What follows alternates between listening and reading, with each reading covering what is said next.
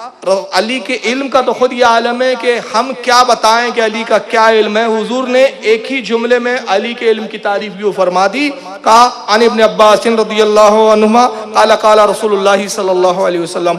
अब्दुल्लाह इब्न अब्बास रदियल्लाहु ताला अन्हुमा से रिवायत है, वो कहते हैं अल्लाह के रसूल ने इरशाद फरमाया अलीयुन गैबतु इल्मी, का लोगो अली मेरे गैबे इल्म का खजाना, उसका राज है। अल्लाह ने जो राज इल्म के मुझे अता किए उसका खजाना कौन है? अली है। अली मेरे भेदे इल्म का, मेरे इल्म राज का खजाना है। इसको कंजुल उम्माल में इमाम हुसामुद्दीन ने लिखा और अस्सराजुल मुनीर शरह जामिउ सगीर में भी हदीस आई। हज़रत उम्मे सलमा से रिवायत है, अन उम्मे सलमा क़ालत समीअतुन नबी सल्लल्लाहु अलैहि वसल्लम यक़ूल, उम्मुल मोमिनीन हज़रत उम्मे सलमा फरमाती हैं मैंने रसूलुल्लाह को कहते हुए सुना, क्या कने इरशाद फरमाया अलीयुन मअल कुरान, का ऐ लोगो अली कुरान के साथ है, वल कुरान मअहू, और कुरान अली के साथ है। अली कुरान के साथ है और कुरान अली के साथ है। ला यफ्तरिकान हत्ता यरीदा अलैयल हौस, और ये दोनों एक दूसरे से हरगिज़ जुदा ना होंगे यहां तक के कि मेरे हौज़े कौसर पर ये दोनों मुझसे मुलाकात करेंगे कयामत तक। अली कुरान के साथ। तो भैया कुरान आपके घर में मौजूद है या नहीं? बोलो है या नहीं? ये कह रहा नबी मरकर खत्म हो चुके, अब एक कुरान जब मौजूद है, रसूल कह रहे अली कुरान के साथ। तो जहां कुरान है वहां अली है, और जहां अली है वहां कुरान है। तो फैज़ अली का भी पता चला, वजूद अली का भी पता चला। और फिर यह हदीस इमाम हाकिम ने लिखी और फरमाया हाजा हदीसुन सहीहुल इस्नाद, इस हदीस की सनद सही है। इमाम तबरानी ने भी इसको माजमुल औसत में लाया, इमाम हैसमी ने मजमउ ज़वाइद में लाया। कुरान अली के साथ, अली कुरान के साथ। यही वजह है कि इमाम अब्दुर रहमान जामी रहमतुल्लाह अलैह, बहुत बड़े सूफी बुजुर्ग गुजरे हैं, बड़ी मशहूर किताब है इनकी शवाहिदुन नबुव्वत। शवाहिदुन नबुव्वत में अली के बारे में रिवायत करते हैं कि कुरान ज़बाने अली पर इतना आसान था, इतना आसान था कि आप घोड़े पर जब सवारी के लिए निकलते, सीधा पैर घोड़े की एक रिकाब में रखते, रिकाब समझता है ना, जिसमें पैर डाला जाता है, पैर डालते और उड़ के बैठ कर दूसरा पैर जब दूसरी रिकाब में डालते, उस दरमियान में पूरा कुरान खत्म कर देते थे। कितनी देर लगती है भाई? चलिए आज के हिसाब से मैं समझाऊं, आप होंडा गाड़ी पे कितनी देर में बैठते हैं? ये होंडा है, पैर जमीन पे रखा, उछले और पैर रख के गाड़ी होंडा पे आप बैठ गए, कितनी देर लगेंगी आपको? 1 मिनट बहुत हो गया, सेकंड लगते भाई, 1 मिनट भी बहुत हो गया, 10 सेकंड, 15 सेकंड, 20 सेकंड, 1 मिनट पकड़ लो मोटा मोटा, बहुत स्लो मोशन में भी अगर कोई बैठे घोड़े पे, 1 मिनट में पूरा कुरान खत्म। अब लिखने वाला है इमाम अब्दुल रहमान जामी रहमतुल्लाह अलैह। वहाबियों के पेट में दर्द शुरू। अरे यार हम तो करामत ही नहीं मानते भाई, ये क्या बात हुई कि यार कुरान 1 मिनट के अंदर पूरा खत्म। रिकाब में पैर रखा, कुरान की तिलावत शुरू, दूसरा पैर रिकाब में डाला, उसी दरमियान में पूरा कुरान खत्म। तो वहाबियों के पेट में दर्द हो गया। अरे यार ये सब बरेली लोगों के किस्से कहानी है। असल में होता क्या है, आज वहाबियत के फैलने की सबसे बड़ी वजह बताऊं क्या है? हमारे सुन्नी लाइल्म बहुत है, पढ़ते नहीं बेचारे। खुदा की कसम जब सुन्नी हदीस की और किताबें पढ़ना शुरू कर देगा ना, गुमराह होना तो बहुत दूर की बात है, अल्लाह ने चाहा तो इंशाल्लाह गुमराहों को सुधार के सुन्नी बनाना शुरू कर देंगे। हम पढ़ते नहीं। तो वहाबी जी से पूछो कि भाई इमाम अब्दुल रहमान जामी ने अगर ये लिख दिया शवाहिदुन नबुव्वत पे, तो आपके हजम नहीं हुआ? तो आइए जरा बुखारी शरीफ खोल लीजिए। बुखारी शरीफ किताबुल अंबिया, और बाप का नाम है कौलिल्लाहि ताला व आतैना दाऊदा ज़बूरा। और इसी हदीस को मुस्नद अहमद में इब्न असाकिर ने, अपनी तारीख में कसासुल अंबिया में इब्न कसीर ने सफ़ा 450 पे लिखा। और वो क्या कि ज़बूर जो थी ना, जो हज़रत दाऊद अलैहिस्सलाम पर नाजिल हुई थी। अबू हुरैरा से रिवायत है, अबू हुरैरा फरमाते कि दाऊद अलैहिस्सलाम जब सफ़र के लिए निकलते तो घोड़े पर जीन रखते और उसका पट्टा बांधते। बेल्ट होता है ना, घोड़े की जीन रखी, जीन का, तो जितनी देर में जीन रखते, पट्टा बांधते, उतनी दरमियान में पूरी ज़बूर खत्म फरमा देते। ये तो बुखारी में भाई।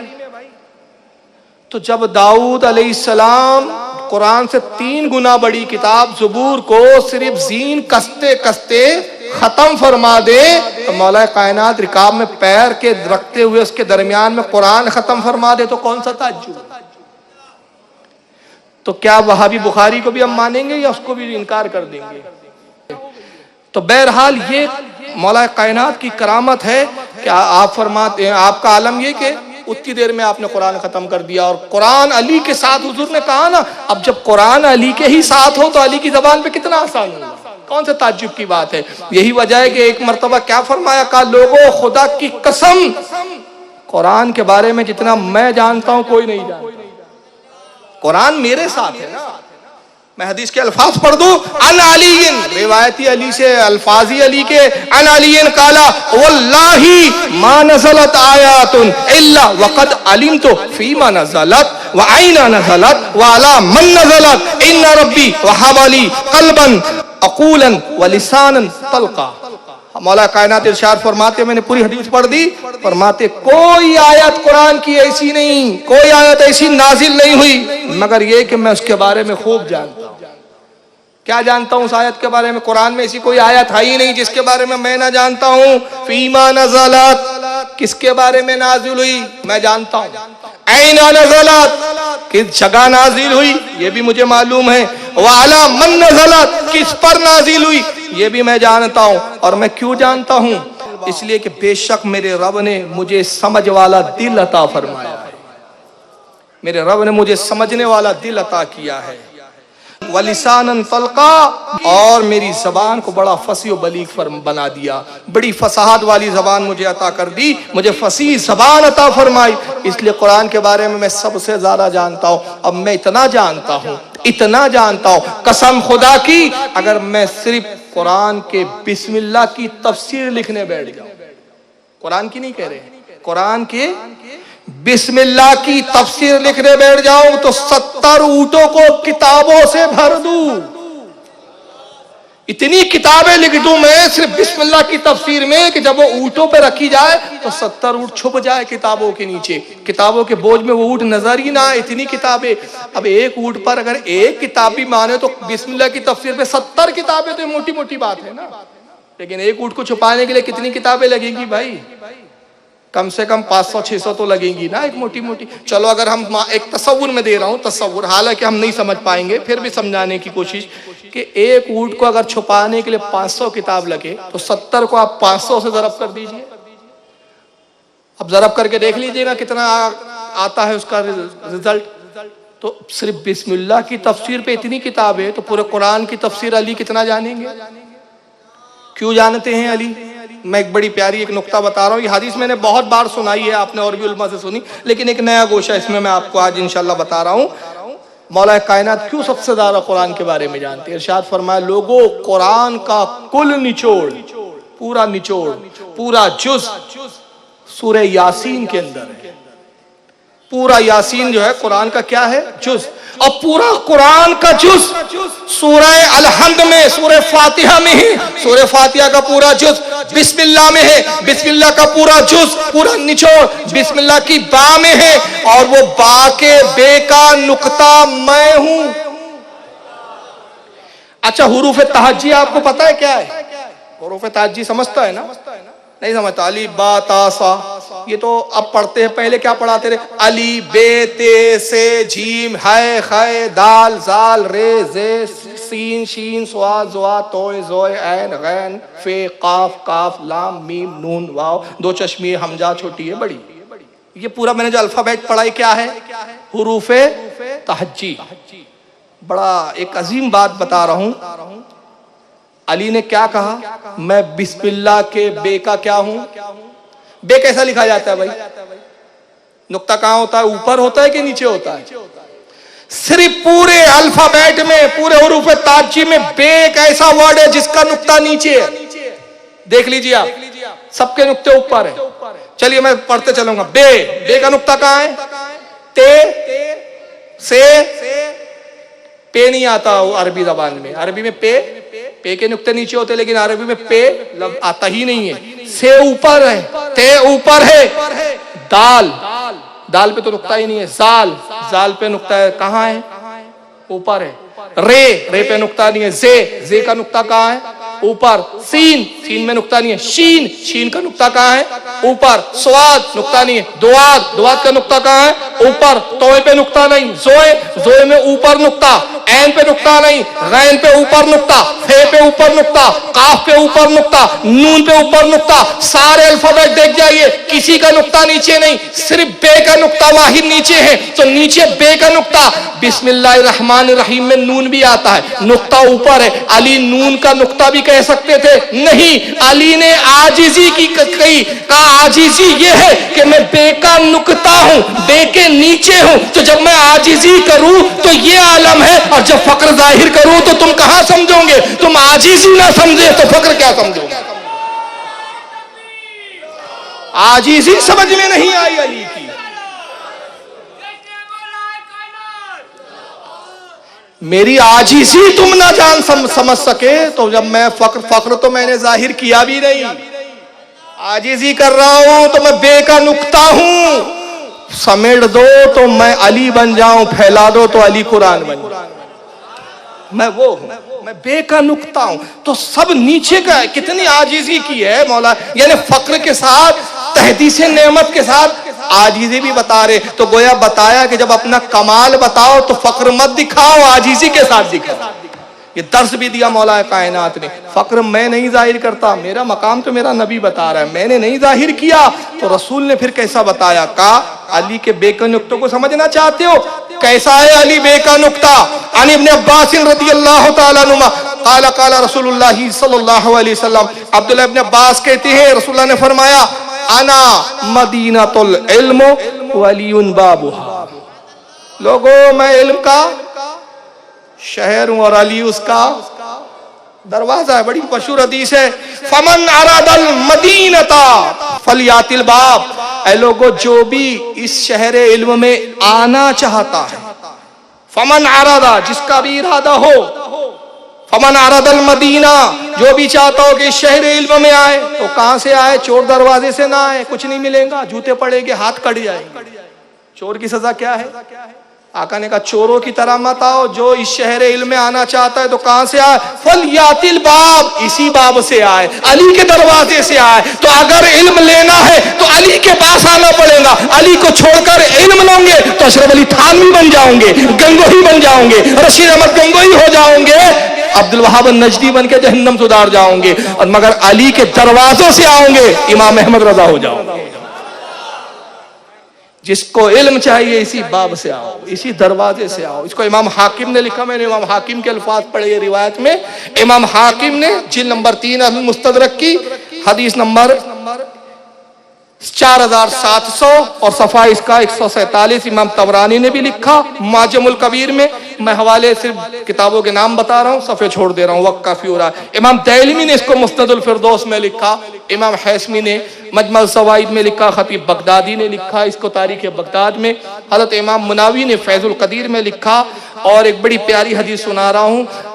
आका कह रहे हैं मैं इल्म का शहर हूँ, अली कह रहे हैं मैं बे का नुक्ता हूं। कुरान पूरा बे के नुक्ते का निचोड़, और वो नुक्ता मैं हूं। लेकिन ये हदीस बड़ी प्यारी है, सुनिए क्या है। हजरत अबू तुफैल आमिर ये रिवायत करते हुए कहते हैं कि मैं कूफा में हजरत अली के खुतबे में हाजिर था। खुतबा समझता, खुतबा तकरीर को बोलते हैं, तकरीर हम उर्दू में बोलते हैं, उसी को अरबी में कहते हैं खुतबा।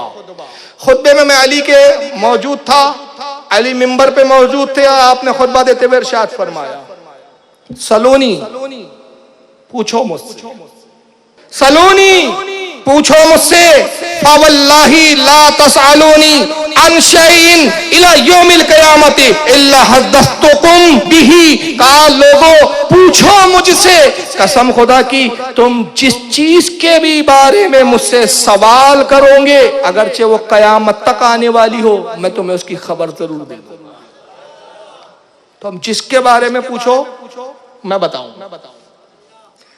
जिस चीज के बारे में, ये नबी के इल्म पर अभी सवालिया निशान लगा रहे हैं। और अली क्या कह रहे हैं? पूछो मुझसे, अल्लाह की कसम कयामत तक किसी भी चीज के मुतालिक तुम मुझसे सवाल करोगे, वो मैं तुम्हें जरूर बताऊंगा, मैं उसकी तुम्हें जरूर खबर दूंगा। यही वजह है कि मौलाए कायनात का इल्म जब हमारी समझ से परे है तो रसूल का इल्म तो फिर रसूल का इल्म है। मगर आज जुल्म यह है कि लोग रसूल के इल्म से कंपेयर अपने इल्म को करने लगे हैं। हुजूर को ये नहीं पता था, हुजूर को वो नहीं पता था, हुजूर को ये नहीं मालूम था। मैं एक वाक़या सुना रहा हूँ कि मौलाए अली का इल्म क्या था। क़यामत तक जो कुछ होगा मैं जानता हूँ, क़यामत तक की हर चीज़ के बारे में मुझे मालूम है। किसी भी चीज़ के बारे में सवाल करो मैं डिटेल बताऊँगा।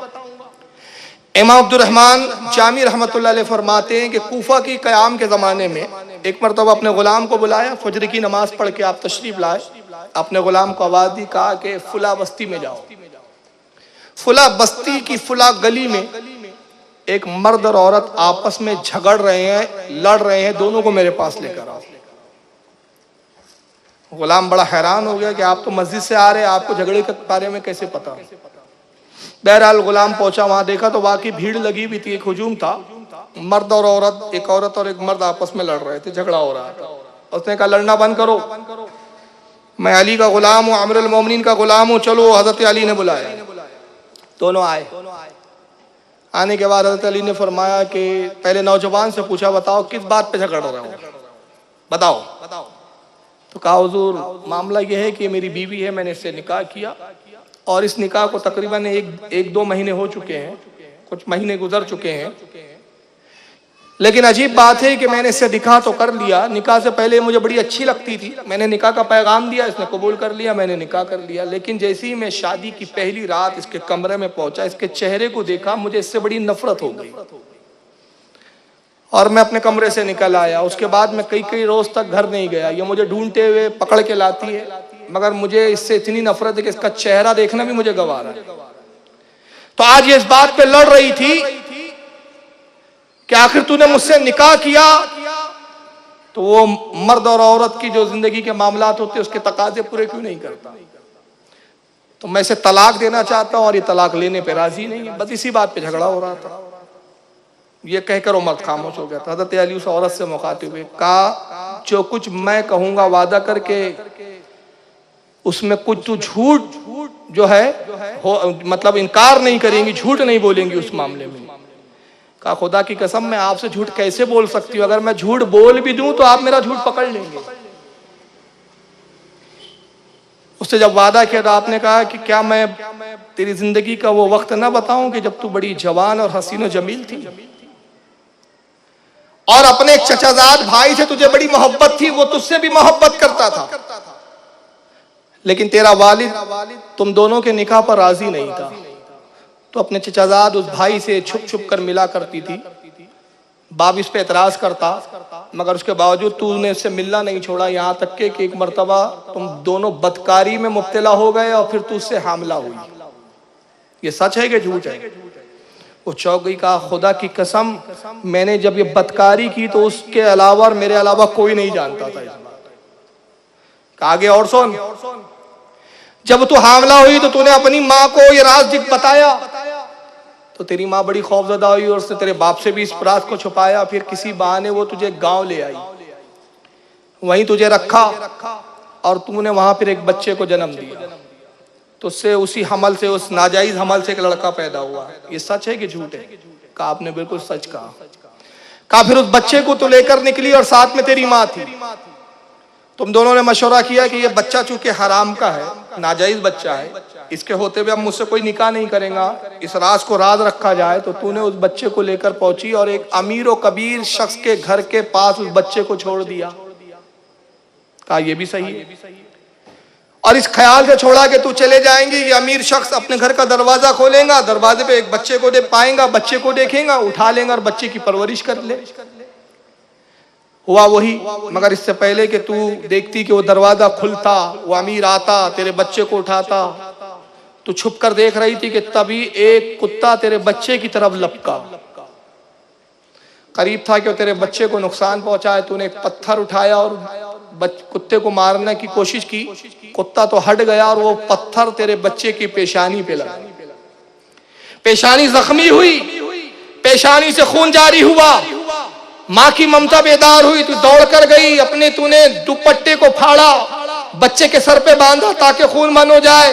यहाँ तक कि जब खून बंद हो गया तो वहां से चले गई, बच्चा तेरा रो रहा था, उस सेठ ने दरवाजा खोला, बच्चा पाया, बच्चा ले गया, और उसके बाद से तूने उस बच्चे की फिर आज तक खबर न ली और अपने वतन अपने मुल्क लौट आई। क्या मैंने सच कहा कि झूठ कहा? कसम खुदा की आपने एक एक बात सच फरमाई है। फरमाया औरत सुन, वो नौजवान, वो बच्चा, वो कोई और नहीं, ये वही है जिसने तुझसे निकाह किया है।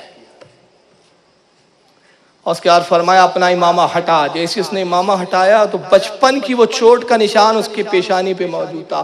कहा अल्लाह ताला की फजलो करम हुआ तुझ पर कि तुझके अल्लाह ने तेरे बेटी के जरिए तुझ पे बदकारी करना पसंद ना किया, और नतीजा हुआ कि इसके दिल में नफरत डाल दी। जा इसे अपने साथ रख और खुशी खुशी ले जा, ये तेरा शोहर नहीं बल्कि तेरा अपना बेटा। बताइए इल्म की कितनी गहराई है, गैब की कितनी बड़ी खबर है। अब इस जब अली के इल्म का यह आलम है, कब कौन सा वाकया कहाँ हो रहा है, कौन सी औरत किसके साथ बदकारी करती है, किसका नुत्फा है, किसकी औलाद है, किसका खून है, किसका बेटा है, कहाँ पल रहा है, कहाँ से कहाँ आ रहा है। तो अगर रसूलुल्लाह फरमाए कि मैं सारे निज़ाम आलम को ऐसे देख रहा हूं जैसे अपने हथेली को, तो क्या ताज्जुब की बात। बहरहाल अब आधा घंटा रह गया है, मैं एक ऐलान कर दूं कि इंशाअल्लाह प्रोग्राम के बाद सहरी का भी इंतजाम है। तो बाजू में ही सहरी का कुछ अहबाब ने हर साल होता है माशाअल्लाह, हमारे कुछ अहबाब 2 साल सहरी का इंतज़ाम करते हैं, इस साल भी है। तो आप जलसे के बाद सहरी से भी फैज़याब हो। जहाँ तक मौला कायनात की शहादत का मामला है, ये बड़ा दिल को तकलीफ देने वाला और अफसुर्दा करने वाला वाक़या है। इसकी तफसीलात बहुत लंबी है, अगर उस तफसील में हम जाएंगे तो उसके लिए काफ़ी वक्त चाहिए।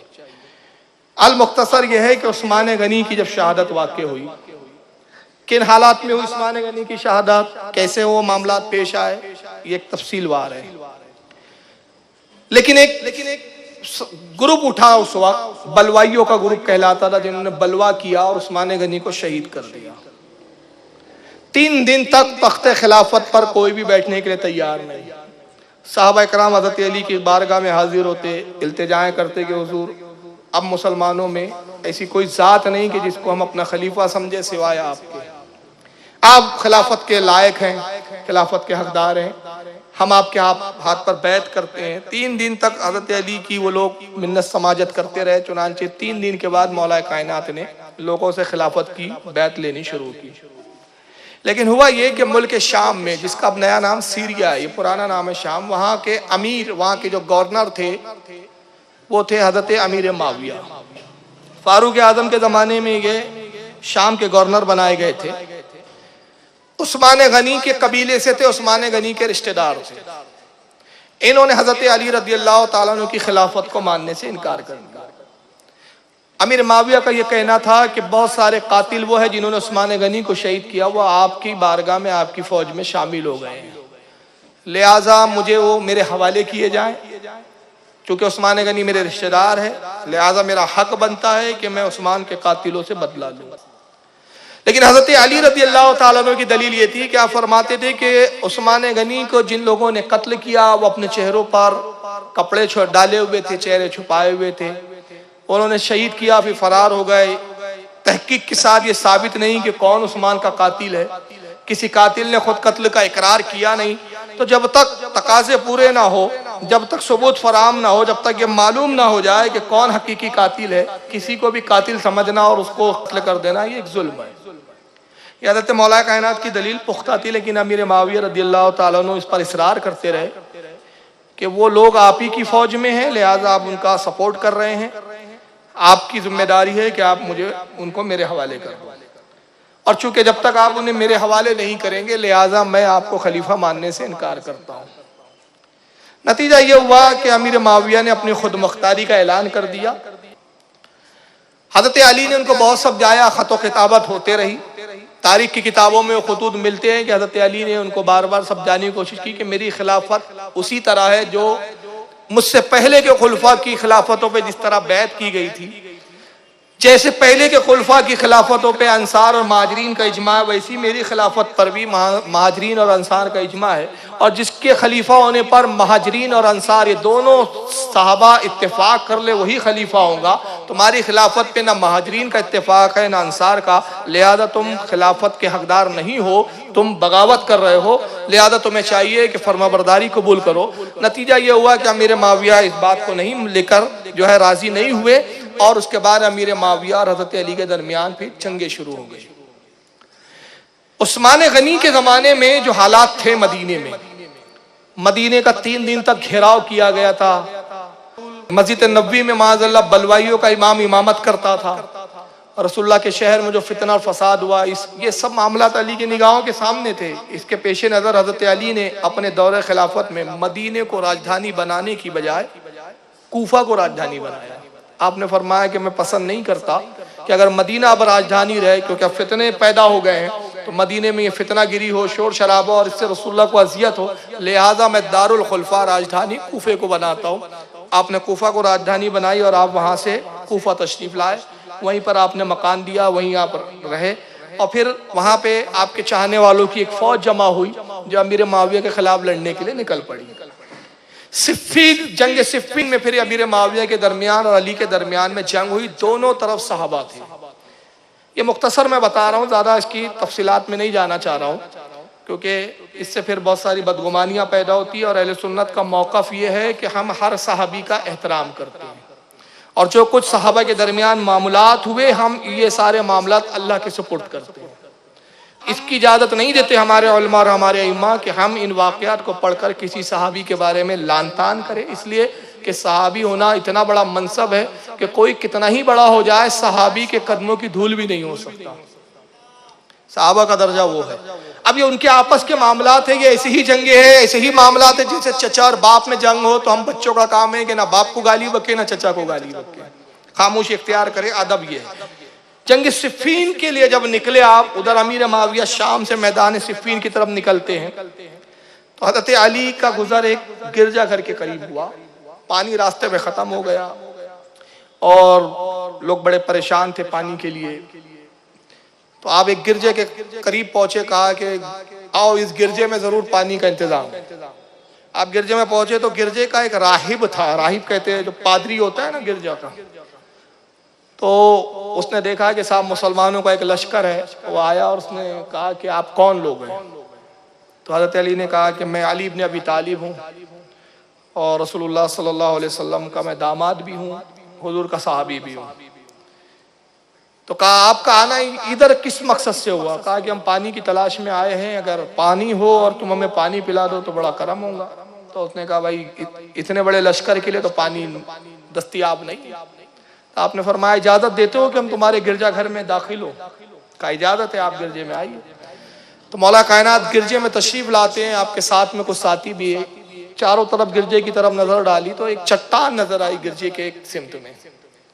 आपने साहबा से अपने असाब से फरमाया कि चट्टान को तोड़ो, कसम खुदा की चट्टान के नीचे एक चश्मा है, पानी का चश्मा, इस चट्टान को तोड़ो। तो बहरहाल उन्होंने चट्टान तोड़नी शुरू की। कुछ चट्टान जब तोड़ी तो एक बहुत बड़ा पत्थर जाहिर हुआ, जिसको उनके असाब मौला कायनात के असाब उठाने से कासिर थे। उन्होंने कहा कि हुजूर एक बहुत बड़ा पत्थर नजर आ रहा है, अगर ये पत्थर हट जाए तो बिल्कुल पानी का भी चश्मा उबल कर आ रहा है। हजरत अली तशरीफ ले गए और जाने के बाद आपने अपनी अस्तीनों को चढ़ाया और तन्हा उस पत्थर को उखाड़ कर निकाल दिया। जैसे उस पत्थर को निकाला पूरे का पूरा एक चश्मा जाहिर हुआ। उस राहिब का नाम था शमौन इब्ने यूहन्ना। उसने जैसे ये मंजर को देखा कदमों में गिरा, कहा हुजूर मुझे कलमा पढ़ा के मुसलमान फरमा दीजिए। तो आपने कहा कि पढ़ लो कलमा। कलमा पढ़वाया और फिर फरमाया कि किस चीज़ ने तुझे इस्लाम की तरफ राग़िब किया? कहा कसम खुदा की मैंने अपनी किताबों में पढ़ा है कि एक नबी तशरीफ लाएंगे, उनके नबी की उम्मत का एक सहाबी जो उनका दामाद भी होगा, उनका भाई भी होगा, इस गिरजा घर में आएगा और उस छुपे हुए चश्मे को वो जाहिर कर देगा, ये इस बात की दलील होंगी कि वो नबी का दीन भी सच्चा है और वो नबी का दामाद और भाई भी सच्चा है। कसम खुदा की ये चट्टान के बारे में आज तक कोई नहीं जानता था सिवाय मैंने अपनी किताबों में पढ़ा। आपने चट्टान के बारे में जाना भी और चश्मे को जाहिर भी किया। कसम खुदा की आप रसूलुल्लाह के दामाद अली है। इस चीज ने मुझे इस्लाम की तरफ रागिब किया, मुसलमान हुआ और उसके बाद हजरत अली के साथ राहिब जो है शमून इब्न यूहन्ना, ये भी आपके साथ हुआ।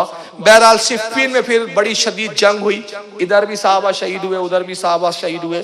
फिर एक मरहला ये आया उस वक्त कि अमीर माविया की तरफ से पैगाम आने लगे कि आपस में बैठकर सुलह कर ली जाए, कुरान को जो है हम हकम बनाए, कुरान के मुताबिक हम आपस के मामलात में फैसला करें। एक तबका वो था हजरत अली के साथ कि जो उस वक्त हजरत अली पर जोर दे रहा था कि आप सुलह कर लीजिए।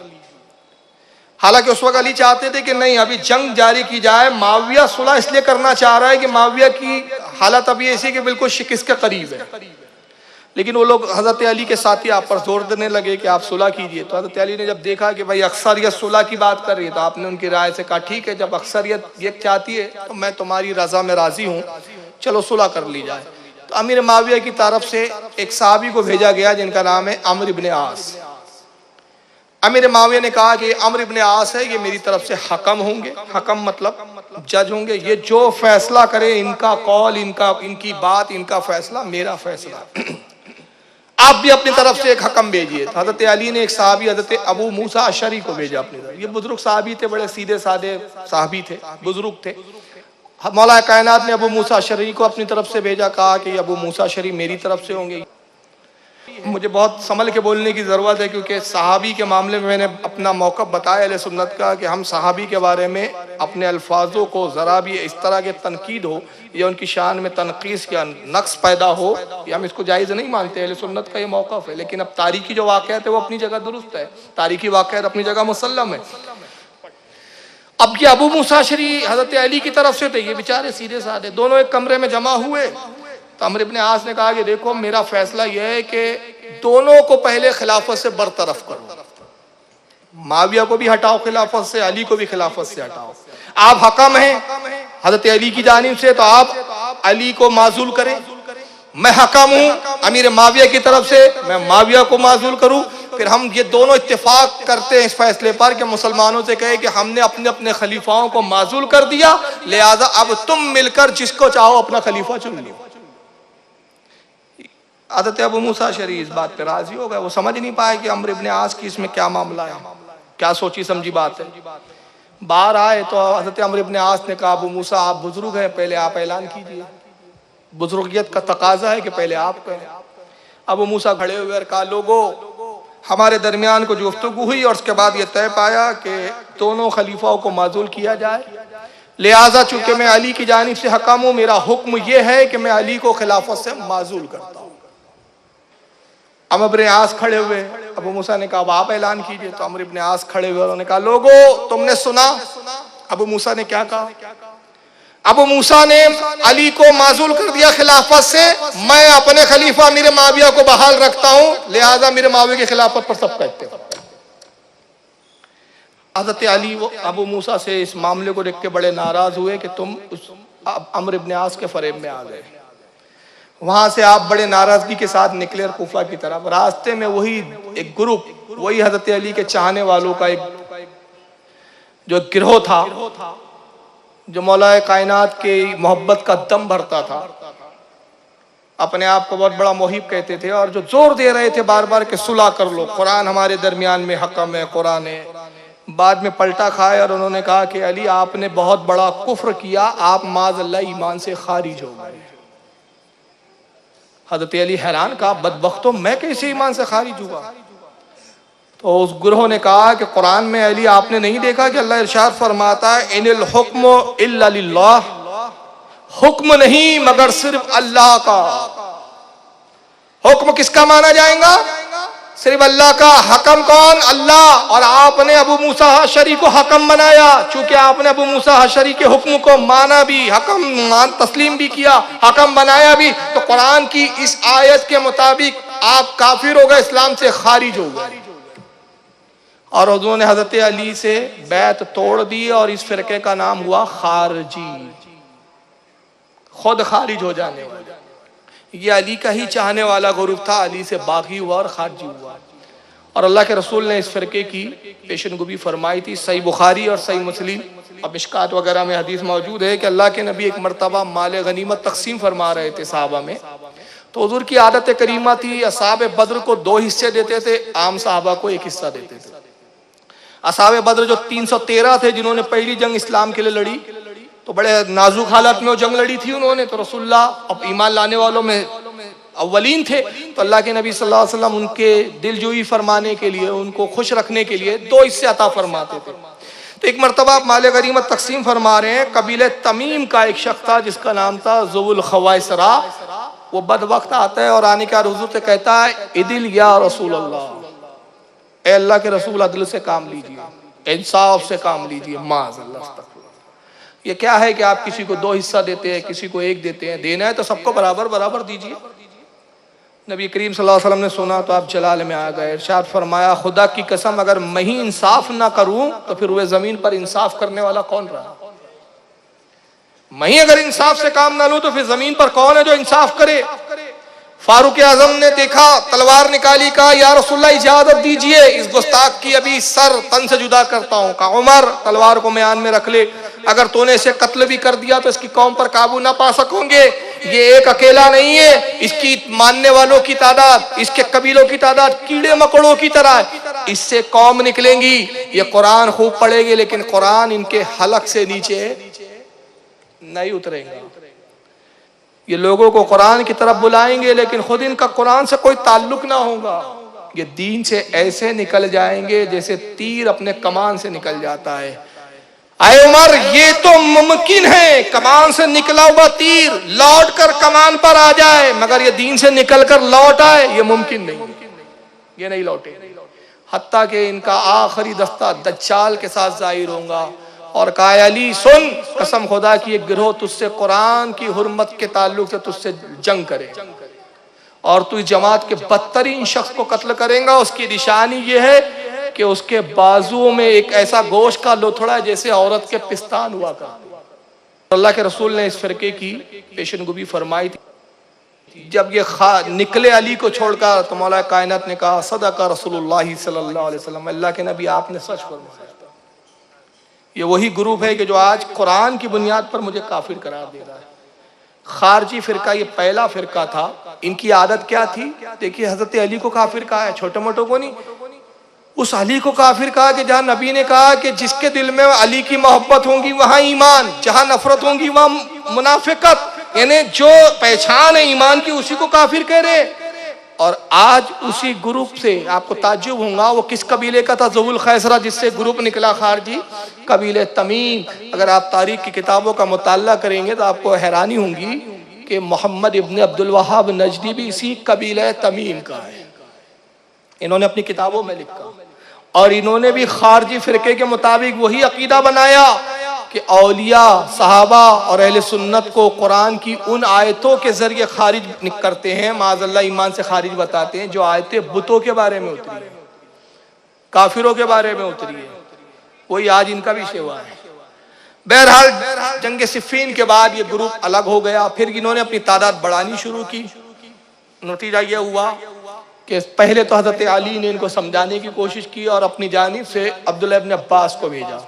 कहा अब्दुल्ला जाओ इनको समझाओ, मुनाजरा करो। एक मुनाजरा किताबों में आता भी है जो अब्दुल्ला इब्न अब्बास और इन खारजियों के दरमियान में हुआ। अब्दुल्ला इब्न अब्बास पहुंचे और कहा कि तुम किस बुनियाद पर अली को काफिर कहते हो? तो उन्होंने कहा कि आप नहीं देखते कुरान में अल्लाह का हुक्म है, इनिल हुक्मु इल्ला लिल्लाह, हुक्म नहीं मगर अल्लाह के अलावा किसी का हुक्म नहीं, अल्लाह के अलावा कोई हकम नहीं। तो अली ने अबू मूसा को हकम बना के कुफ्र किया। अब्दुल्ला इब्न अब्बास ने सूरह निसा की आयत नंबर 35 पढ़ी और कहा कि कुरान में तो अल्लाह ने यहाँ हुक्म दिया है ना कि जब मर्द और औरत में, मियाँ बीवी में इख्तिलाफ हो तो एक हकम कहाँ से आए? औरत की तरफ से, एक मर्द की तरफ से। तो यहाँ भी तो हकम बनाने का हुक्म दिया। जब मियाँ और बीवी में इख्तिलाफ हो जाए, झगड़ा हो जाए, झगड़े की नौबत आ जाए तो मर्द की तरफ से एक हकम आए और औरत की तरफ से एक हकम आए। तो ये कैसे शिरक हो गया? क्या अल्लाह ही शिरक की दावत और कुफ्र की दावत दे रहा है?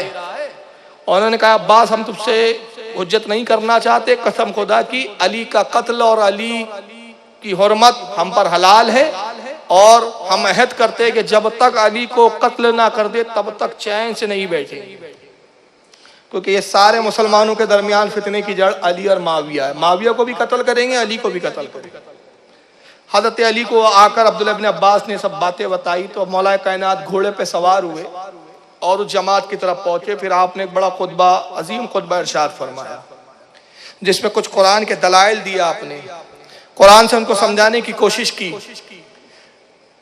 नतीजा ये हुआ कि हजरत अली के समझाने से कुछ खारजी तौबा करके हजरत अली की फौज में दोबारा आ गए। उन आने वालों में एक शख्स वो भी था जिसने तौबा, जाहिरन तौबा की थी। उसका नाम था अब्दुर्रहमान इब्न मुलजिम। ये भी खारजी था और किसी जमाने में ये हजरत अली के बड़े साथ हुआ करता था। मौला कायनात की इसने 12 बड़ी बड़ी करामतें देखी थी, लेकिन इस मौके पर, ऐसे नाजुक मौके पर इसने अली का साथ छोड़ दिया था और हजरत अली को काफिर कहना शुरू किया था। बहरहाल अली के समझाने के बाद तौबा की, हजरत अली के साथ आया। और जब हजरत अली ने देखा कि ये खारजी अब मानने वाले नहीं, बहुत जब समझाया जा चुका, हुज्जत तमाम हो गई, तो मैदान नहरवान है, उस मैदान में आप फिर इन खारजियों से जिहाद और जंग के लिए तशरीफ ले जाते। फौज के साथ निकले और खारजियों ने भी उधर से फौज जमा की और वो भी निकले। उनकी कुल तादाद जो थी 4000 के करीब थी। खारजियों की तादाद 4000 लोग थे जो अली से हट कर माज़अल्लाह मौला कायनात को काफिर कह रहे थे। वो 4000 की तादाद के साथ निकले। इसी दरमियान में एक बड़ा अजीम वाक़या हुआ कि नहरवान के मैदान की तरफ जब आप निकलते तो रास्ते में एक गिरजा पड़ता है। तो गिरजे का में एक राहिब था, एक पादरी था, वो अपने गिरजे की छत से देख रहा था ये मुसलमानों का लश्कर आ रहा है। छत से उतरा, करीब पहुंचा और कहा कि आप कौन लोग हैं? तो हज़रत अली ने कहा मुसलमान है। कहा किस तरफ का इरादा है? कहा कुछ बाकी है हम में से जिन्होंने हमारे खिलाफ बगावत की और इस्लाम से फिर गए, हमारा उनसे जिहाद के लिए इरादा है। उसने कहा मैं बहुत बड़ा सितारों का, सैयारों का माहिर हूँ, फुला सैयारा भी यहाँ पर है, फुला सैयारे की चाल यहाँ है, फुला यहाँ है। इन हालात में जंग करना मुनासिब नहीं, लिहाजा मैं आपको नसीहत करता हूँ कि आप जो है जिहाद पर अभी मत जाइए, कुछ दिन इंतजार कीजिए। ये 7 नहस है, ठीक नहीं है, मनुष्य साथ है, मनुष्य घड़ी है, इसमें आप जंग करेंगे हार जाएंगे। हज़रत अली ने सुना, फरमाया अच्छा ये बताओ फुला सैयारे की चाल के बारे में क्या जानते हो? कहा खुदा की कसम इस सैयारे के बारे में मैंने आज तक नाम भी नहीं सुना। अच्छा फुला सितारे के बारे में तुम क्या कहते हो, वो किस दर्जे में है? कहा खुदा की कसम इस सितारे के बारे में भी मैं कुछ नहीं जानता। कहा अच्छा ये बताओ ए पादरी, जहां तू खड़ा है, पादरी खड़ा हुआ था गिरजा घर के बीच में, जानता है तेरे पैर के नीचे क्या है? कहा खुदा की कसम मुझे नहीं मालूम। कहा तू अपने जमीन के पैर के नीचे के बारे में नहीं जानता, आसमान के इन सैयारों के बारे में नहीं जानता, और ये दावा करता है कि हम जंग पे जाएंगे तो शिकस्त हो जाएंगी। तुझे कुछ खबर तो है ही नहीं, तेरी मालूमात तो इतनी नाकिस है, और हाल ये है।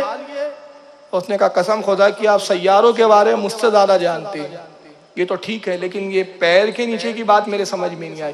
कहा खुदा की कसम तू जहां खड़ा है वहां ठीक अगर तू खोदे तो 70,000 सोने के सिक्कों से भरा हुआ एक बर्तन और खजाना है। ये है इल्म अली। उसने कहा आप कैसी बात करते, मेरे बाप दादाओं ने कभी नहीं सुना। कहा तुझे यकीन ना हो तो खोद ले। उसने मजदूरों को बुलवाया और जब खोदा तो एक घड़ा निकला, और अली ने जितने कहा था उतने ही निकले, ना एक कम था ना एक ज्यादा। कहा सुन मैं एक चीज और तुझे ताज्जुब खेज ना बताऊं। कहा क्या? कहा मैं सिर्फ सिक्कों के बारे में नहीं जानता जो तेरे पैरों के नीचे हैं, अल्लाह की कसम रुए जमीन पर कहां पानी है कहां खुश्की है वो भी मैं जानता हूं। और ताज्जुब की बात ये तुझे बताऊं कि तू कहता है अगर हम जंग पे गए तो शिकस्त होंगी। कसम खुदा की मेरे मुस्तफा मेरे आका ने मुझसे वादा किया, ऐ अली जब तू खारजियों से जंग करेगा सिर्फ तेरे 10 असहाब शहीद होंगे और खारजियों में से सिर्फ 10 बचेंगे। खुदा की कसम ना उधर मरने वालों में से कोई एक बढ़ेगा, ना इधर से मरने वालों में कोई एक बढ़ेगा, ना उधर से घटेगा ना इधर से घटेगा, क्योंकि ये मेरे सादिकुल मस्दूक सबसे सच्चों में सबसे सच बोलने वाले मेरे रसूल का फरमान। कहा आप किस रसूल की बात कर रहे हैं? कहा मैं मोहम्मद सल्लल्लाहु अलैहि वसल्लम की बात कर रहा हूँ। कहा कसम खुदा की, आपका दीन सच्चा, आप सच्चे, जिस खजाने के बारे में मैं नहीं जानता था अली आप जानते, जिन सैयारों के नाम मैंने नहीं सुने आप उनकी चालों से वाकिफ है, आप इल्म में मुझसे ज्यादा है, आपका दीन हक है, आपका नबी हक है, हाथ बढ़ाइए कि मैं इस्लाम कबूल करूं और इजाजत दीजिए कि मैं आपके साथ जिहाद में शरीक हो जाऊं। और राहिब को भी साथ में लिया, जंग नहरवान में शहीद हो गए ये पादरी साहब। जब जंग नहरवान हुई, वही हुआ जो अली ने कहा था। 4000 खारजी आए थे, उसमें से सिर्फ 10 बचे, 3990 खारजी मरे और मौला कायनात की तरफ से सिर्फ 10 अफराद शहीद हुए। 10 के एक 11वां भी नहीं था कि जो शहीद हुआ। जैसा कहा था वैसी हुआ। ये 10 बचकर भागे और जब हजरत मौला कायनात कूफा की तरफ फाते होकर लौटते हैं तो दरमियान में जगह पड़ाव डाला। तो आपके असहाब ने तोहफे और ताइफ पेश करने शुरू किए। नहरवान की फतह में मुबारकबाद दी, तोहफे पेश करने लगे। आप एक तख्त पे रौनक अफरोज है मौला कायनात और आपके असहाब आपके साथी तोहफे ला रहे हैं। अब्दुर्रहमान इब्न मुलजिम एक तलवार लेकर आता है, बड़ी कीमती तलवार थी और उसकी मूठ पकड़ने की जो मूठ होती है उस पे कीमती नग उसने जड़े थे, चमकती थी।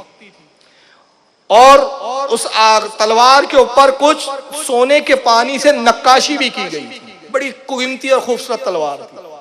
वो तोहफे में हजरत अली की बारगाह में हाजिर करता है, कहता है हुजूर मेरे आका ये मेरी जानिब से कबूल कीजिए। आपने तलवार ली, मयान से निकाला, कुछ देर आप तलवार को देखते रहे, फिर तलवार म्यान में रखी, कहा इसे रख, इसी तलवार से तू मुझे कत्ल करेगा, ये तलवार मैं कबूल नहीं करता। वो रोने लगा इब्ने मुलजिम, कहा मेरे माँ बाप आप पे कुर्बान, सरकार मैं आपको क्यों कत्ल करने लगा, मैं आपका गुलाम आपका खादिम हूँ, आपका चाहने वाला हूँ। कहा कसम खुदा की वही होगा जो मेरे रसूल ने मेरे आका ने फरमाया, इस तलवार की मुझसे ज्यादा तुझको जरूरत है, अगर ये तलवार मैं रख लूंगा तो फिर तू मुझे कत्ल किस चीज से करेगा। कहा अली आप मुझे कत्ल कर दीजिए, इससे पहले कि मैं इतने बड़े गुनाह अजीम में मुब्तला हूं कि मैं आपको कत्ल करूं, आप मुझे कत्ल कर दीजिए। फरमाया कि जुर्म में तुझे कत्ल करूं, अभी तो तूने जुर्म किया नहीं है ना, जुर्म के बाद बदला है, तूने तो जुर्म किया ही नहीं, तो फिर मैं बदला किस बात का लूं। जा मैं तुझे हुक्म देता हूं कि कूफा जा और कूफा में जाकर नहरवान की फतह की खुशखबरी दे लो। कहा कि आपने इतनी बड़ी सदमे की खबर सुनाई कि अब मेरा दिल नहीं चाहता कि मैं कूफा की तरफ जाऊं, मेरा दिल ये चाहता है कि मैं किसी वीरान जंगल की तरफ निकल जाऊं ताकि मैं इस गुनाह असीम से बचूं। खुदा की कसम आपके कत्ल से बड़ा कोई गुनाह नहीं। कहा तू कितना ही चाहेगी होके रहेगा। और अब्दुर्रहमान तुझे कूफा जाना, अगर तू कूफा ना जाएगा मेरे कत्ल के असबाब कैसे मुहैया होंगे, तुझे कूफा जाना है, जा कूफा में जाके हमारे फतह की खुशखबरी दे। ये रोते हुए बह रहा अब्दुर्रहमान कूफा आया, गलियों में ऐलान करता था लोगों मुबारक हो, जंगे नहरवान में मैदान नहरवान में मौला कायनात को फतेह अजीम हासिल हुई, खारजी कत्ल हुए, खारजी रुसवा हुए, लोगों मुबारक हो। लोग दरवाजों से खिड़कियों से झांक कर मुबारकबाद देते, खुशी का माहौल। तब ये घूमते घूमते जब निकला तो कुछ एक मकाम से ढोल वगैरह और कुछ गाने की गीतों की आवाज आने लगी। कुछ औरतें थी जो अरबी में गीत पढ़ रही थी, ढोल बजा रही थी, एक खुशी का माहौल लग रहा था। इसने देखा तो कहा ताज्जुब की बात है, ये कौन लोग हो जो ऐसे मौके पर ढोल बजा रहे हैं, गीत गा रहे हैं, कौन लोग हैं? जबकि अली की हुकूमत में ढोल बजाना जायज नहीं, औरतों का इस तरह बुलंद आवाजों से गीत गाना जायज नहीं, ये कौन लोग हैं जो गीत गा रहे हैं, ढोल बजा रहे हैं। चलो जाके इनको डांटता हूँ, डांट डपट करता हूँ, इनको मना करता हूँ। इस ख्याल से अंदर पहुंचा तो देखा कि एक शादी का माहौल था, कुछ औरतें थी जो ढोल बजा के गा रही थी। पूछा कि भाई क्यों गा रही हो, क्या? तो कहा भाई शादी का मौका है तो गा रही। कहा खबरदार चुप हो जाओ, तुम्हें नहीं मालूम कि मौला कायनात का हुक्म क्या है कि ये सब लहो लीब की चीजें, ढोल बजाना जायज नहीं शरीयत में, तुम ढोल बजाती हो, रुक जाओ। अब ये औरतों से बात ही कर रहा था कि तभी एक हसीन और जमील लड़की इसके सामने आती है। जैसे इसने देखा निगाह फटी की फटी रह गई। ऐसा हुस्न और जमाल था कि पूरे कूफा में ऐसी हसीन औरत, ऐसी हसीन लड़की उसने देखी ही नहीं थी। बहुत देर तक देखता रहा, फिर वहां से निकला, फिर एक शख्स को कुछ रुपये दे कहा कि वो लड़की देख रहा है, ये रकम मैं तुझे इस एवज दे रहा हूं कि किसी तरह उस लड़की से मेरी गुफ्तगू करवा दे। उसने कहा कौन सी बड़ी बात है, अभी मैं तेरा काम कर देता हूँ। वो गया और उसने क्या कहा, जो भी कहा जिस अंदाज में, बहरहाल वो हसीन और जमील लड़की से मिलने आती है। तन्हाई में जब पहुंची, कहा क्या चाहते हो, कौन हो तुम, क्या बात करनी है? कहा तेरा नाम क्या है? कहा मेरा नाम कतामा है। कहा खुदा की कसम पूरे कूफा में तुझसे ज्यादा हसीन औरत मैंने नहीं देखी, क्या तू शादीशुदा है या कवारी है? कहा मैं कवारी हूँ, मेरा निकाह नहीं हुआ। कहा ये तो बड़ी अच्छी बात है, मैं तुझसे निकाह करना चाहता हूँ। तू जितनी दौलत बोल, मैं तुझे तेरे कदमों में लाके रख दूंगा। खुदा की कसम अब तुझे देखने के बाद कोई लड़की मेरे जहन और दिमाग में जचने वाली नहीं, मैं तुझसे निकाह की ख्वाहिश करता हूँ। और उसने कहा अच्छे अच्छे आए निकाह की ख्वाहिश लेकर, लेकिन मुझसे निकाह नहीं कर सके। कहा ऐसी क्या बात है, क्या तू किसी बादशाह से निकाह करना चाहती? कहा नहीं, मैं तो निकाह एक फकीर से भी करने के लिए तैयार हूँ। मेरा महर वो है जो कोई अदा करने के लिए तैयार नहीं, मेरा महर वो है। अगर तू मेरा महर अदा करने की हिम्मत रखता है तो फिर मैं तुझसे निकाह के लिए राजी हूँ। कहा ऐसा क्या महर है तेरा? कहा अली ने मेरे 12 लोगों को जंगे नहरवान में कत्ल किया है मेरे खानदान के। मैंने कसम खाई कि मैं उससे निकाह करूंगी जो महर में अली का सर मेरी गोद में लाके देगा। यह है मेरा महर। अगर तू ये महर देने की हिम्मत रखता है तो फिर मैं तुझसे निकाह के लिए तैयार हूँ। और एक रिवायत में आया कि उसने 2 चीजें और कही, कहा कि एक कनीज चाहिए महर में और 30,000 दिरहम। तो उसने कहा 30 नहीं बल्कि मैं इससे कई गुना ज्यादा दौलत तुझे देने के लिए तैयार हूँ। एक कनीज नहीं, कई कनीजें तेरी खिदमत में लाके रख दूंगा। मगर अली का कत्ल ये इतनी आसान बात नहीं है, अली का कत्ल मेरे बस की बात नहीं। उसने कहा नहीं, मेरी तो शर्त यही है, अगर अली के कत्ल पर तू आमादा है तो बात कर, वरना फिर तू अपने रास्ते में अपने रास्ते। वापस लौटा, ज़हन और फिक्र में उसी का चेहरा घूमने लगा और नतीजा यह हुआ कि हवस की आग ने ईमान की चाशनी पर गलबा पा लिया। मोहब्बत अली दिल से तो वैसी थी नहीं, मुख्तसर थी वो जो भी थी, कमजोर सा मामला था, जैसे तैसे तौबा की थी। दूसरे दिन सुबह सुबह कतामा के पास पहुंचा, कहा कि मैं तैयार हूँ इसके लिए। कहा तू अपनी तलवार मुझे दे। कहा तलवार क्यों लेना चाहती है? कहा वो एक मसलेहत है। कहा कतामा मैं इस महर देने के लिए तैयार हूँ कि अली का सर तेरी गोद में ला के रखूंगा और तू मेरे निकाह में आएंगी, मगर एक ही शर्त है मेरी। कहा क्या शर्त? कहा मैं सिर्फ एक वार करूंगा अली पे, अगर वो कत्ल हो गए तो ठीक, बच गए तो ठीक। तो उसने कहा ठीक है, बस एक ही वार, मुझे भी मंजूर है, मगर तू अपनी तलवार मुझे दे दे। वही तलवार जो हजरत अली को तोहफे में देने के लिए लाया था, वही कतामा को दे। और फिर ये खुद बदबख्त वहां से लौटा और उस काफिले में शामिल हुआ जहां हजरत अली पड़ाव डाले हुए थे। जब मुलाकात के लिए पहुंचा, ये बताने के लिए कि मैंने कूफा में आपके हुक्म की तामील की, करीब आया, मौला कायनात तख्त पे जलवागर थे, दस्तबोसी की, आपने उसको देखा, अपने दाढ़ी पे हाथ फहराया और बेसाख्ता फरमाया कितना अजीब है ये शख्स, मैं इसकी जिंदगी चाहता हूँ और ये मेरी मौत का ख्वाह है, ये मेरी मौत चाहता है। फिर अब्दुर्रहमान रोने लगा। फिर उसने वही कहा कि हुजूर मुझे कत्ल कर दीजिए। फरमाया कि अगर तुझे कत्ल कर दूंगा तो फिर मुझे शहादत का मकाम कौन देगा? तेरे जरिए ही मुझे शहादत का दर्जा मिलना है। अब्दुर्रहमान वहां से निकला, कूफा हजरत अली के साथ आया। मौला कायनात आने के बाद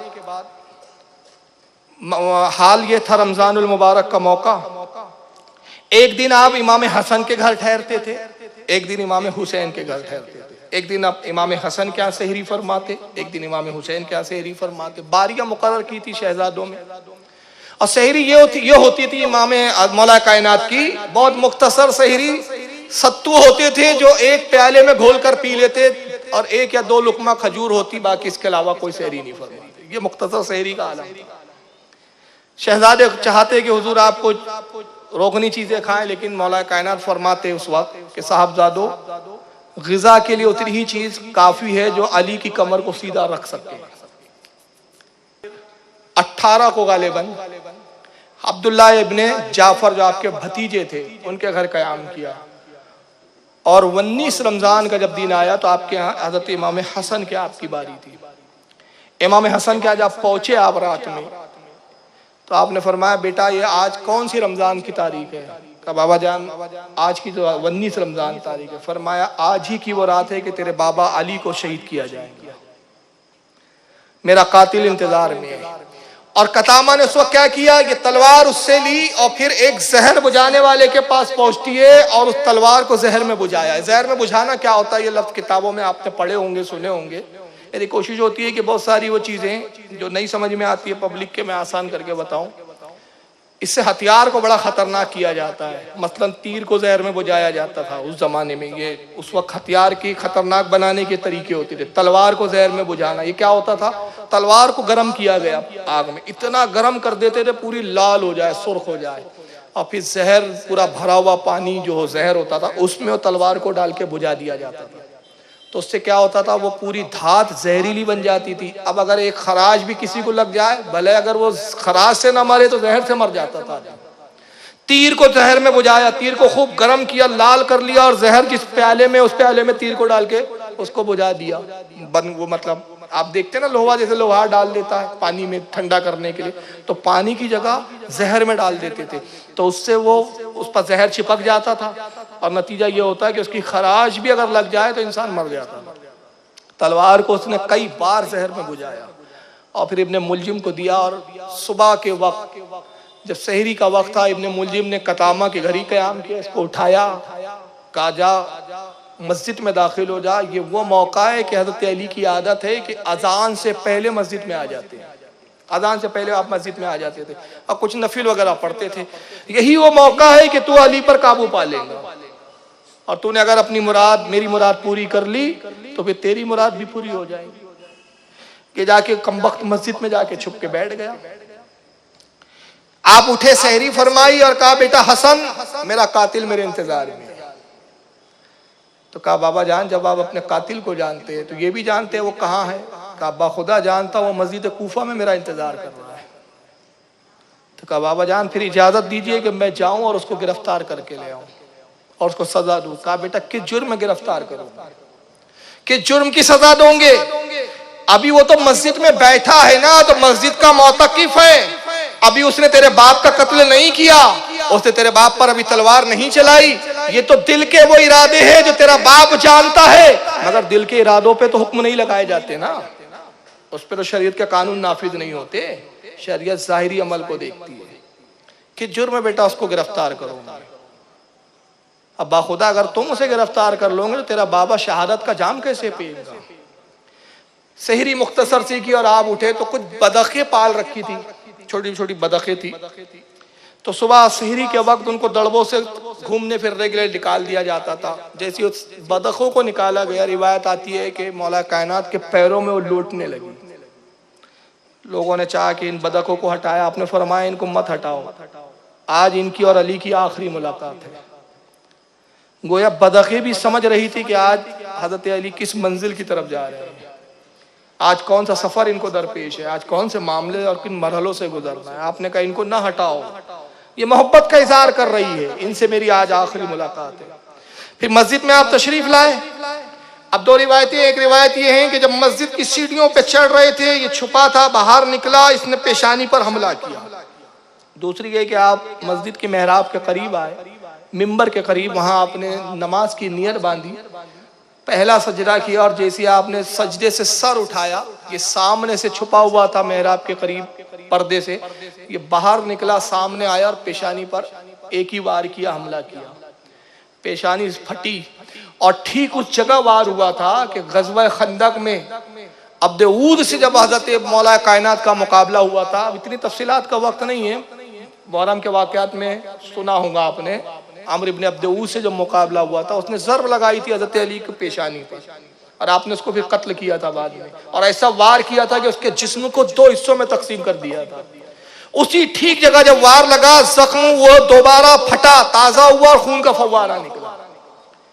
अब्दुर्रहमान इब्ने मुलजिम भागा, पीछे कुछ असाब थे, वो आ रहे थे नमाज के लिए, उन्होंने भागता हुआ देखा, इसके अंदाज को देख के समझ गए कि कुछ मामला हुआ है। एक साहबी ने उसके ऊपर चादर डाल दिया, उसको पकड़ लिया। उतने में इमाम हसन भी आ गए, उन्होंने इसको पकड़ा, फिर अपने बाबा अली की खबर के लिए, खबरगिरी के लिए दौड़े। उस वक्त तक हजरत अली काफ़ी शदीद जख्म के हालत में तड़प रहे थे, पेशानी से खून बह रहा था, दाढ़ी सुर्ख हो गई थी, और अपनी पेशानी पे आप हाथ रख के खून को रोकने की कोशिश में लगे, और खून बहुत तेज़ी से बह रहा है। हजरत इमाम हसन जैसी पहुंचे, आपने अपनी दाढ़ी पर हाथ फेरा, हाथ लाया तो खून में तरबतर था, हाथ खून से तरबतर था। जबान से बेसाख्ता निकला, सदका या रसूलुल्लाह सल्लल्लाहु अलैहि वसल्लम, ए अल्लाह के रसूल आपने सच फरमाया। इमाम हसन अर्ज करते, बाबा जान कौन सी बात थी जो नाना जान ने सच फरमाई? कहा, बेटा हसन, एक मर्तबा तेरा बाप अली बीमार हो गया, और ये उस वक्त की बात है जब मेरा निकाह तेरी वालिदा फातिमा से नहीं हुआ था। और रसूलुल्लाह मेरी इयादत के लिए तशरीफ लाए, मैं बुखार के आलम में तप रहा था, हुजूर मेरे सिराने बैठ गए। मैंने कहा, या रसूलुल्लाह क्या मेरा आखिरी वक्त आ गया है? अल्लाह के नबी, क्या इस बुखार से मेरी जान जाएंगी? आका ने फरमाया, अली नहीं, अभी तू काफी साल जिंदा रहेगा, तेरे इंतकाल और विसाल का वक्त तो तब आएगा जब तेरी पेशानी जख्मी की जाएंगी और उसके खून से तेरी दाढ़ी सुर्ख हो जाएगी। कसम खुदा की आज वही दिन है, मेरी पेशानी जख्मी हुई, दाढ़ी सुर्ख कर दी गई, तेरे बाबा का वक्त आ चुका। फिर कुछ असाब आए, उठाकर कपड़े में आपको रख कर कपड़े उठाकर सबने आपको घर पे लाया। अब्दुर्रहमान इब्ने मुलजिम को आपके सामने पेश किया गया। फरमाया, कौन है मेरा कातिल? लाओ उसे। कहा, हुजूर अब्दुर्रहमान इब्ने मुलजिम। वो आया, बदबख्त रो रहा था। आपने कहा, मैं ना कहता था कि तू ही मुझे कत्ल करेगा? और जो रसूल ने फरमाया वो होकर ही रहने वाला था। ऐ अब्दुर्रहमान, इसमें तेरा क्या मामला? तू खुदा की तदबीरों को रोकना चाहता था, मगर वही होना है जो खुदा को मंजूर है। फरमाया, इसको कैद करके रखो, जो मैं खाऊं वही इसे भी खिलाओ, जो मैं पीऊं वही इसे भी पिलाओ। फिर आपने अपने साहबजादों को बुलाया और वसीयत की। फरमाया, मेरी वसीयत यह है कि इसने मुझे एक ही वार किया है, तुम भी एक ही वार करना है। बेटा हसन, तुम मेरे बड़े साहबजादे हो, बाप का बदला लेना ये तुम्हारी जिम्मेदारी, मगर सुनो, इसने मुझ पर एक ही वार किया। आय हसन, एक ही वार करना, अगर ये एक वार में बच जाए तो छोड़ देना, मर जाए तो ठीक। और अगर मुझे अल्लाह ने सेहत दी, हालांकि होना वही है कि मुझे अब वो वक्त है कि रब से मुलाकात है, अगर मैं बच गया, ठीक हो गया, तो इसका फैसला मैं खुद करूंगा। 21 रमजानुल मुबारक को आपका फिर विसाल हो गया। 19 को जख्म हुआ, लगा, हमला हुआ, 19 को आप जख्मी किए गए, 20 एक दिन आप बाहयात रहे, और 21 रमजान को आपका विसाल हुआ। शाह आप अल्लाह अपने रब की बारगाह में हाजिर हो गए। इब्ने अब्दुर्रहमान इब्ने मुलजिम को लाया गया। इमाम हसन ने तलवार निकाली। आपके जो असहाब थे हजरत अली के, मौला कायनात के इस शहादत के जो है तकलीफ से, इस गम से बड़े निढाल और बहुत ही इंतकामी जज्बे में थे। उन्होंने कहा, हसन रुक जाइए, हम जानते हैं कि आप अपने बाप की वसीयत के मुताबिक एक ही वार करेंगे, लेकिन हम भी अली के गुलाम हैं। इसने हमारे आका को कत्ल किया है, इसने हमारे आका को शहीद किया है। ऐ हसन, वसीयत के आप पाबंद है, हम पाबंद नहीं। कुछ देर हमारे बीच इसको छोड़ दीजिए, इसे हमें सौंप दीजिए, ताकि कुछ जरकूब करके, कुछ मार पीट कर हम अपने जख्मों पर मरहम रखें, ताकि हमारा भी कुछ बोझ हल्का हो। फिर आप चाहें तो बाद में इसको एक ही वार से कत्ल कर दें। पहले इमाम हसन ने इनकार किया, इन्होंने बहुत इसरार किया, और जब बहुत इसरार बढ़ा तो आपने कहा, ठीक है, अगर तुम इसे कुछ तकलीफ देना चाहते हो तो दे दो, ताकि तुम्हारे भी दिल का कुछ मरहम हो जाए। अल्लामा दमीरी रहमतुल्लाह अलैह ने हयातुल अहवान में बड़ी एक अजीब रिवायत लिखी, बड़ी अजीब रिवायत है। कहते हैं कि उनके साहब ने फिर अब्दुर्रहमान को जब मारना शुरू किया तो उसकी पहले हाथों की उंगलियां काटी। तो अब्दुर्रहमान कुछ पढ़ रहा था, जबान हिल रही थी इसकी। दूसरे हाथों की उंगलियां काटी, तब भी इसके लब हिल रहे थे, पढ़ रहा था। पैर की उंगलियां काटी, पढ़ रहा था। कान काटे, पढ़ रहा था। आँख नाक काटी, पढ़ रहा था। तभी एक साथी ने कहा, इसकी जबान काटो। अब जबान काटने के लिए जैसी आगे बढ़े, चाहते थे कि जबान खींचे और जबान काटे, इसने चीखना चिल्लाना शुरू किया। कहा, खुदा का वास्ता, अल्लाह का वास्ता, तुम्हें अपने आका अली का वास्ता, मेरी जबान ना काटना। मेरे जिस्म की बोटी बोटी कर दो, ये मंजूर है, मगर मेरी जबान को मत काटो। लोगों ने कहा, बड़ी अजीब बात है, तेरी उंगलियां काटी, तू पढ़ने में मशगूल था, मुस्कुरा रहा था, चीखा नहीं, तकलीफ नहीं तुझे एहसास हुआ, आओ फिगा नहीं की तूने, गम का इजहार नहीं किया, गुस्से का इजहार नहीं किया, उंगलियां काटी, तू मुतमईन था, पैरों की उंगलियां कटी मुतमईन था, कान काटे मुतमईन था, तेरी नाक काटी गई तो मुतमईन था, मगर क्या मामला है कि तेरी जबान काटने के लिए बात की जाती है तो तू चीखता रोता है। कहा खुदा की कसम मैं बहुत बड़ा जाकिर हूँ, ऐसा कोई लम्हा नहीं कि मैं सड़क पर चलता हूँ तो भी अल्लाह का जिक्र करता हूँ, सोता हूँ तो भी अल्लाह का जिक्र करते हुए सोता हूँ, मैं बैठता हूँ तो अल्लाह का जिक्र करता हूँ। किसी लम्हे मेरी जबान जिक्रुल्लाह से गाफिल नहीं। मैं नहीं चाहता कि मरते वक्त, मरने से कुछ पहले भी मेरी जबान जिक्रुल्लाह से गाफिल हो जाए। ये रिवायत से मैं बताना क्या चाह रहा हूँ, क्या मैं अब्दुर्रहमान इब्न मुलजिम की तारीफ कर रहा हूँ कि बड़ा आबिद था? मैं बताना ये चाहता हूँ कि ये जो हमारी कौम को मैं दर्द दे रहा हूँ, ये रिवायतें पढ़ो खुदा के वास्ते, जानो पहले के फिरकों के हाल क्या थे। ये अपने वक्त के आबिद और जाहिद होते थे मगर ईमान नहीं होता था, और तुम्हारा हाल ये है कि तुम लोगों की इबादतों को देख के अपने ईमान बदलते हो। ये बदबख्त अब्दुर्रहमान है जिसका हाल यह है कि एक लम्हा इबादत से गाफिल नहीं, जबान काटने नहीं दे रहा है कि जिक्रुल्लाह से गाफिल ना हो जाऊं। मगर गुनाह कितना बड़ा है, पापी कितना बड़ा है, मौला कायनात का कातिल है।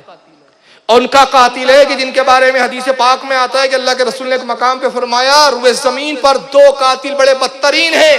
एक कातिल वो जिसने सालेह अलैहिस्सलाम की ऊँटनी को शहीद कत्ल किया था, और एक वो जो अली को कत्ल करेगा।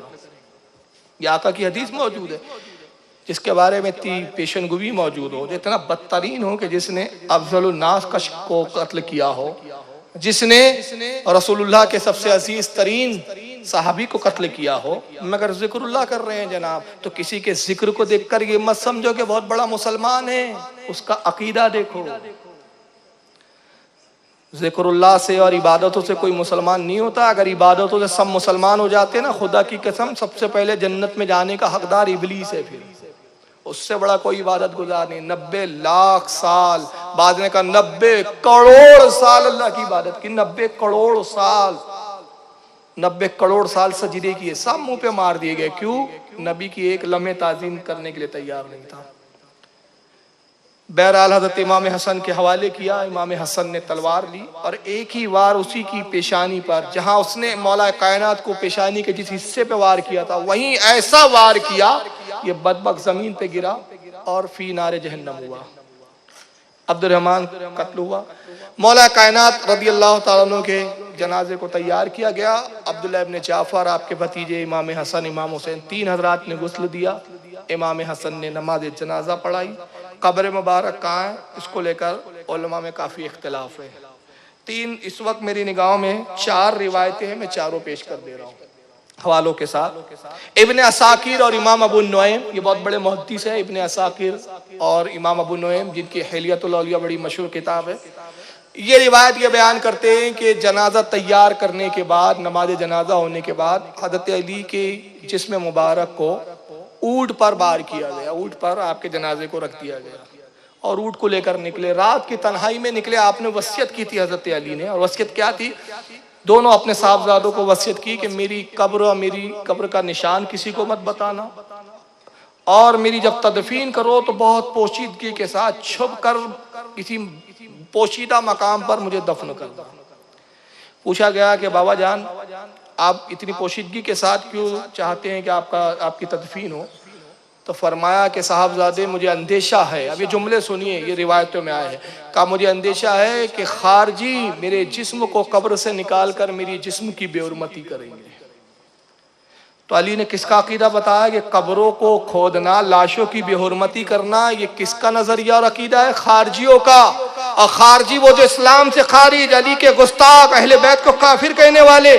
आज का वहाबी भी तो खारजी है। ये कौन है जिन्होंने जन्नतुल बकी पे बुलडोजर चलाए हैं, जन्नतुल माला पे बुलडोजर चलाए हैं? ये वो बदबख्त है जिन्होंने ज़ुहैर इब्न कैस रज़ियल्लाहु ताला अन्हु की कब्र को खोद कर उखाड़ कर फेंका। हुजर इब्न आदी जैसे सहाबी की कब्र को खोद कर इन्होंने फेंक दिया। 2 साल के अंदर, ये 2 साल के अंदर जितने ये संगठन है इन वहाबियों के, दाइश है, जैश मोहम्मद है, लश्कर कहर है, जितने भी इनके संगठन है, तालिबान वगैरह, इन बदबख्तों ने 2 सालों में वो किया, 700 औलिया कराम की कब्रों को बमों से उड़ा दिया। हाल ही में दाता गनबख्श लाहौरी की कब्रों पे बम विस्फोट हुआ। और आज से सिर्फ 2 महीना पहले, बहुत हो गया 3 महीना पहले, हजरत ज़ैनब की मज़ार पे स्फोट हुआ, जाफर तैयार की कब्र पर बम स्फोट किए गए, इमाम हुसैन की कब्र पर बम स्फोट किए गए। कौन है ये बम स्फोट कर रहे? ये वही वहाबी अहले हदीस कहलाने वाले, यही वो दाइश के पिट्ठू, यही वो तालिबान जो आज अपने आप को मुसलमान कह के जिहाद के नाम पर इस्लाम को दागदार कर रहे हैं, इस्लाम को बदनाम कर रहे हैं। इनका अकीदा वही तो है। मौला कायनात ने बता दिया कि कब्रों को खोदना, कब्रों से लाशों को निकाल के बेहुरमती करना, ये मोमिन का काम नहीं है, खारजियों का काम हुआ करता है। और हम है कि सोच रहे नहीं नहीं नहीं यार, इस्लाम तो वहां से निकला यार, वो लोग कैसे गलत हो सकते? तो ये अली का कत्ल कहाँ हुआ भाई? अरब में तो हुआ। उस्मान गनी की शहादत कहाँ हुई? अरब में तो हुई। उमर फारूक को कहाँ शहीद किया गया? अरब में तो हुआ। अबू जहल कहाँ था? अबू लहब कहाँ था? उदबा कहाँ था? शैबा कहाँ था? वलीद इब्न मुगीरा कहाँ था? ये यजीद मलून बदबक कहाँ था? ये सब अरब ही के तो लोग थे। तो ये कौन सा पैमाना बनाया यार तुम लोगों ने? नहीं नहीं, अरब वाले तो सही है, वो गलत हो ही नहीं सकते। मेड इन इंडिया इस्लाम नहीं चाहिए। अबे मेड इन इंडिया इस्लाम नहीं है, ये वो इस्लाम है जो गरीब नवाज को अमानत के तौर पर रसूल ने देकर भेजा है।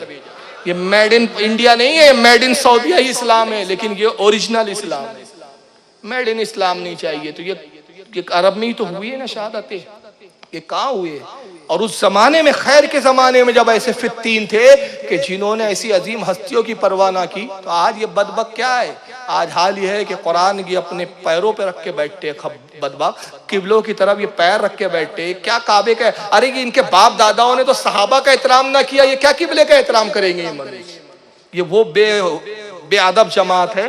बहरहाल पहली रिवायत ये आ रही है जो इमाम अबू नईम ने और इब्न असाकिर ने लिखा कि ऊंट पर आपके जिस्म मुबारक को रखा गया और अभी ले जा ही रहे थे कि अचानक ऊंट बितका और तेजी से भागा। इमाम हसन हुसैन पीछे दौड़े, लेकिन वो इतना तेज रफ्तार से भागा कि नजरों से उजल हो गया। फिर वो एक शहर में पहुंचा, वहां के लोगों ने जब देखा कि ऊंट पर एक जिस्म, एक लाश है, उन्होंने उठारा और एक जगह पे दफन कर दिया। वो जगह कोई नहीं जानता। ये पहली रिवायत आती है। दूसरी रिवायत ये जिसको इमाम इब्न साद ने अत-तबकात के अंदर लिखा है, भी बहुत बड़े इमाम मुहद्दिस गुजरे हैं, और फरमाते हैं कि आपका जिस्म अतर जामा मस्जिद कूफा में दफन किया गया, चुनांचे जामा मस्जिद कूफा में ही आपकी कब्र मुबारक है। और तीसरी रिवायत शम्सुत तवारीख की है, वो ये है कि आपने इमाम हसन और हुसैन को वसीयत फरमाई कि मुझे नजफ लेके जाओ। नजफ कूफा से कुछ दूर एक इलाका था, उस वक्त ये वीरान था, अब शहर आबाद हो गया। कहा नजफ की उस सरजमीन पर ले जाओ, पथरीला इलाका था, और कहा कि जब तुम वहां पहुंचोगे नजफ पे तो एक पत्थर तुम्हें नजर आएगा जो इतना रोशन होगा कि उसकी रोशनी दूर तक, कई मीलों तक जाती हुई नजर आएगी।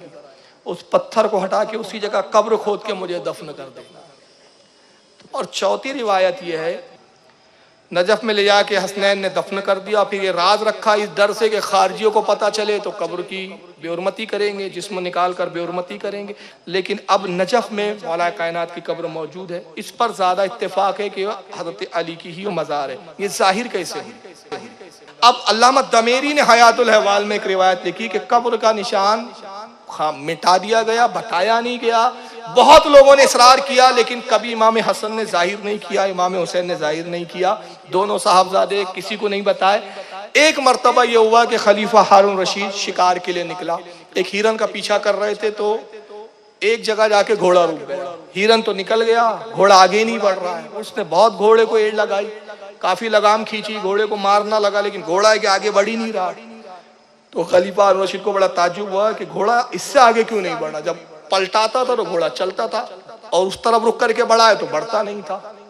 तभी उसको एक शख्स देहाती नजर आया, उसने उसको बुलाया, कहा कि क्या मामला है, ये जगह ऐसी क्या है इसमें तासीर कि मेरा घोड़ा यहाँ से आगे नहीं बढ़ रहा। तो उसने कहा, हारून रशीद खलीफा, तेरा घोड़ा कैसे बढ़े जानता है? तेरा घोड़ा जहाँ खड़ा है वो जगह कौन सी है? कहा मैं नहीं जानता। कहा ये वो जगह है जो मौलाए कायनात की कब्र मुबारक है। कहा तुझे कैसे मालूम, तू कैसे जानता है? कहा मैं इसलिए जानता हूँ कि मेरा बाप हजरत इमाम जाफर सादिक का सहाबी था, उनका साहब में था। वो इमाम जाफर सादिक के साथ इस कब्र पर आता रहा। मेरे बाप ने मुझे बताया इमाम जाफर इमाम बाकर के साथ आते रहे, इमाम बाकर इमाम ज़ैनुल आबिदीन के साथ आते रहे, इमाम ज़ैनुल आबिदीन इमाम हुसैन के साथ आते रहे। इसलिए मुझे पता है कि ये हजरत मौला कायनात की ही कब्र मुबारक। हारून रशीद ने हुक्म दिया कि यहाँ कब्र को बनाया जाए, गुम्बद तामीर की जाए। आराइश की जाए, बेहतरीन गुम्बद तामीर की गई, सोने का काम किया गया, और पूरे ज़मीन पर जितनी मज़ारें हैं आज, सबसे महंगा, कीमत के एतबार से कह रहा हूँ, वैसे तो अली दफन है तो उसकी तो कीमत ही नहीं है कोई, है ना, लेकिन एक दुनियावी एतबार से कैलकुलेशन करके बता रहा हूँ, रूए ज़मीन का सबसे महंगा रोज़ा है। वजह क्या है? गुम्बद और मीनारों पे जो सोने के काम किए गए, बताया जाता है तकरीबन 40 टन सोना लगा हुआ, 40 टन सोना।